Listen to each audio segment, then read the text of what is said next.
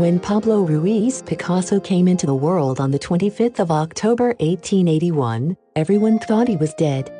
For this reason, the midwife left him on a table next to the mother who was deeply in pains. It was his uncle who tried to revive him and finally saved him, by bringing him back to life. Apparently one of the greatest artists of the 20th century was dead. This perhaps explains the extraordinary vitality of an artist who has never rested in all his 91 years of life. The story of Pablo Picasso's life is a story of a talent which was never contented. He never stopped learning, he never ceased to grow and change. Aristotle said, "Life requires movement." Picasso seems to have made this saying the motto of his existence. At the age of 14, Pablo had already achieved the highest degree of perfection in the technique thanks to the teachings of his father, master of design. Once he has learned the technique, Pablo has nothing left but to find his own style. Thus, he begins the path that will lead him to seek for new forms to express his changing inner world. Every step of Picasso's painting corresponds to changes and important events in his private life. This gives us an idea of how much artistic research is closely related to the life experiences of the painter. In 1900, he moves to Paris at the age of 19. In these early Parisian years, color is the metaphor used to denote the painter's life. The blue period of Picasso's life is marked by the suicide of his friend Casagemas, with whom he had lived with, in Barcelona and then in Paris. For Pablo, it is a difficult time coupled with deep sadness. Blue is the color of loneliness, misery, and cold.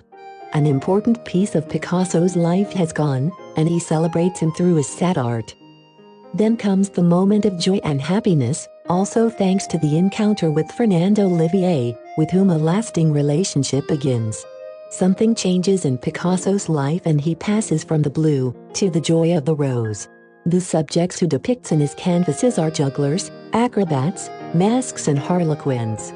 But this period of carefreeness lasts little. Pablo's research is only at the beginning. It begins in 1907, the Cubist adventure that see the birth of the first work of this kind, Les Demoiselles d'Avignon. This is a revolution, not only for the life of Pablo, but also for Western art. A man criticizes him because he creates too little realistic art. Picasso asks, "Can you show me realistic art?" The man shows him his wife's photo. Picasso observes, "So your wife is 5 centimeters long, two-dimensional, without arms or legs, and no color except shades of gray?" Along with the criticisms, success comes soon after. Many artists, once they reach popularity, set off to repropose, without major changes, what made them famous. This does not happen to Picasso, who has the rare ability to continue to evolve and change. This is what made Picasso so important. This is his diary. His life is a succession of innovations and successes. All this is accompanied by a continuous change that is represented, even in the negative aspects, of his unstable private life, many women and many children. Married twice, he had 4 children from 3 different women and numerous non-marital relationships. When he reaches 70, he enters what is commonly referred to as the third age. But speaking of seniority in Picasso's life would make him smile. For him this is an even more prolific period. His creativity, instead of slowing down, gets new impetus. His style changes again by dedicating himself to the personal reinterpretation of the art of his great masters, Velázquez, Goya, Monet, Delacroix. Picasso still feels in himself the desire to learn from his masters. One day, Picasso, who is now famous, is asked about astronomical quotations of his paintings, even when they took just 5 minutes to make them.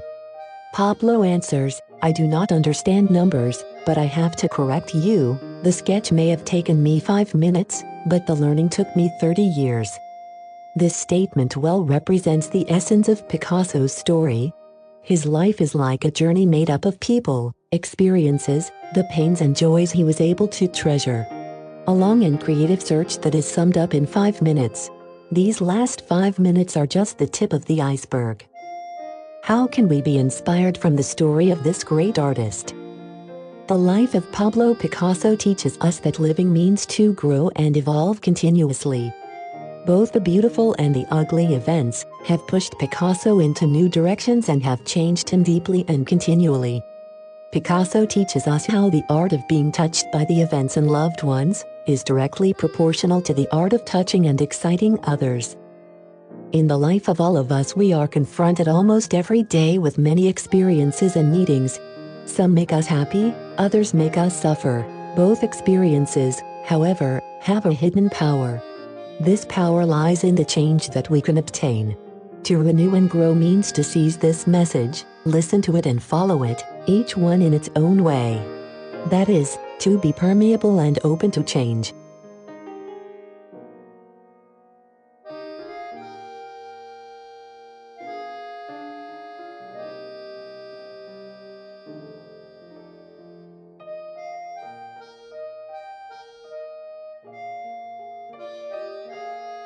Living the gift. Life stories to inspire us.